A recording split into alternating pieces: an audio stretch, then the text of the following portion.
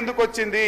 ఈ తగ్గుదలకు ఆర్థిక మాంద్యం కారణమా, పరిపాలన వైఫల్యం కారణమా? ఒక్కసారి మీరు ఆలోచించుకోండి. నేను చాలా బాధగా చెప్తున్నాను. ముఖ్యమంత్రి గారు ఇస్తున్న నినాదం Telangana rising. Where is it rising అధ్యక్ష? Where is it rising? I'm asking అధ్యక్ష. GST growth rate down, stamps and registration revenue down, vehicle sales is down. ఇది అధ్యక్ష. నేను ప్రయత్నం చేసిన అధ్యక్ష. ఏంది మేము ఉన్నప్పుడు ఎందుకు పెరిగింది, మరి కాంగ్రెస్ వచ్చినాక ఎందుకు తగ్గింది? మేము కొద్దిగా ఆలోచించే ప్రయత్నం చేసినాం. ఆర్థిక రంగ నిపుణులతో అడిగే ప్రయత్నం చేసినాం. మేధావులతో చర్చించే ప్రయత్నం చేసినాం. మేము అర్థం చేసుకునే ప్రయత్నం చేస్తే అధ్యక్ష మేము మాకు తోచినాయి. వీఆర్ సజెస్టింగ్ కరెక్షన్ చేసుకుంటే మంచిది, లేదంటే మీ ఇష్టం. మేము చెప్పడం ప్రతిపక్షంగా ఈ రాష్ట్రం మేలు గురించి చెప్పే ప్రయత్నం చేస్తున్నాం అధ్యక్ష. సో మేము ఆలోచిస్తే అధ్యక్ష, మనం రాష్ట్రం ఏర్పడ్డ తొలినాళ్లలోనే ఈ రాష్ట్ర ప్రభుత్వం ముఖ్యమంత్రి గారు దివ్యంగా ఉన్న రాష్ట్రాన్ని దివాలా దివాలా అనే దిక్కుమాలిన ప్రచారం చేయడం వల్ల పెట్టుబడులు రాకుండా పోయినాయి. ప్రభుత్వం కొలువు తీరగానే ఫార్మాసిటీ రద్దు, ఎయిర్పోర్టుకు మెట్రో రైలు రద్దు అనే ప్రకటనలు చేయడం వల్ల నెగటివ్ వైబ్రేషన్స్ వచ్చినాయి. హైడ్రా పేరిట సాగించిన విధ్వంసకాండ, పేదల ఇండ్ల కూల్చివేతల వల్ల ఒక నెగటివ్ మెసేజ్ పోయింది. మూసీ ప్రక్షాళన పేరిట, బఫర్ జోన్ల పేరిట చేసిన హంగామా సృష్టించిన భయానక వాతావరణం రాష్ట్రంలో పెట్టుబడులు రాకుండా రియల్ ఎస్టేట్ రంగం పడిపోవడానికి కారణమైంది. అదేవిధంగా ఆర్ఆర్ ట్యాక్సులు, సంక్షేమ పథకాల ద్వారా గ్రామాల వైపు సాగుతున్న ద్రవ్య ప్రవాహానికి అడ్డుకట్ట వేయడం వల్ల గ్రామీణ ఆర్థిక వ్యవస్థ కూడా దెబ్బతిన్నది.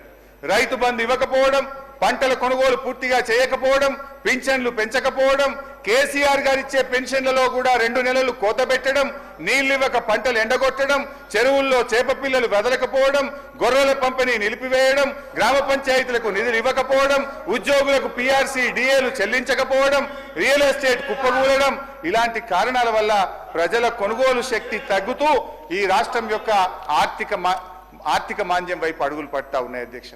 భట్టి గారు తన ప్రసంగంలో నిజాలు ప్రచారంలో ఉండాలి, లేదంటే అబద్ధం నిజంగా మారి రాష్ట్రాన్ని, దేశాన్నే కాదు ప్రపంచాన్ని కూడా నాశనం చేస్తుందని తన ప్రసంగంలో చెప్పారు అధ్యక్ష. నేను వారి మాటలతో ఏకీభవిస్తున్నాను. నువ్వు రోజు అబద్ధం ఆడితే అది నిన్ను రేపు కూడా అబద్ధం ఆడే దుస్థితికి తెస్తుందని శ్రీశ్రీ గారు చెప్పినటువంటి మాటను ఒక్కసారి నేను భట్టి గారికి చెప్పదలుచుకున్నా అధ్యక్ష. ఎందుకంటే అధ్యక్ష, మీరు అదే పనిగా చేస్తున్న అబద్ధాలను పటాపంచలు చేసి సత్యాన్ని చెప్పదలుచుకున్నాను. 10 ఏళ్ల కేసీఆర్ పాలనలో తెలంగాణ భద్రం అనేది నిజం, ఛిద్రమైందనేది అబద్ధం. ఆర్థిక వ్యవస్థ గాడి తప్పడం అబద్ధం, బలోపేతమైందనడం నిజం.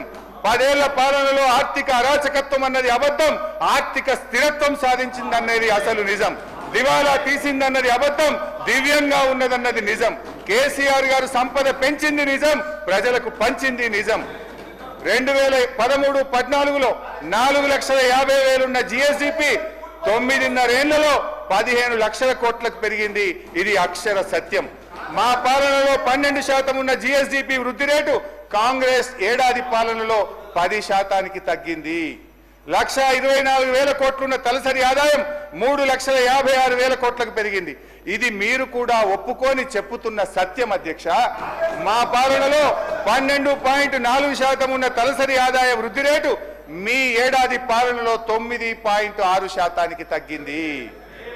హరీష్ రావు గారు, మీరు మాట్లాడుతూ బుద్ధి మాధ్యం అని ఒక పదాన్ని యూజ్ చేశారు. ఆలోచన విధానంలో బుద్ధి మాధ్యం అనేది తప్ప సార్. ఇది సార్ సభ హుందాతనాన్ని సార్ ఒక్క మాట సార్ స్పీకర్ సార్, సభ హుందాతనాన్ని తక్కువ చేస్తారు. సార్ నేను ఒక్క మాట అంటే మీరు ఏమనుకోకపోతే ఒక్క మాట అంటే సార్, దయించి వినండి. నేను ఒక మాట అంటే, ముఖ్యమంత్రి గారు సభానాయకుడు అక్కడి నుంచి నిలబడి బట్టలు ఊడదీసి కొడతా, బట్టలిప్పి ఊరేగిస్తారని సభానాయకుడు అక్కడి నుంచి మాట్లాడితే మీరు ఎందుకో వారికి చెప్పకపోతే అధ్యక్ష. నేను బుద్ధిమాంద్యం అంటే మీ ఆలోచన విధానంలో తప్పు ఉంది అన్న. ఇది తప్పైతుందా అధ్యక్ష? అది వారి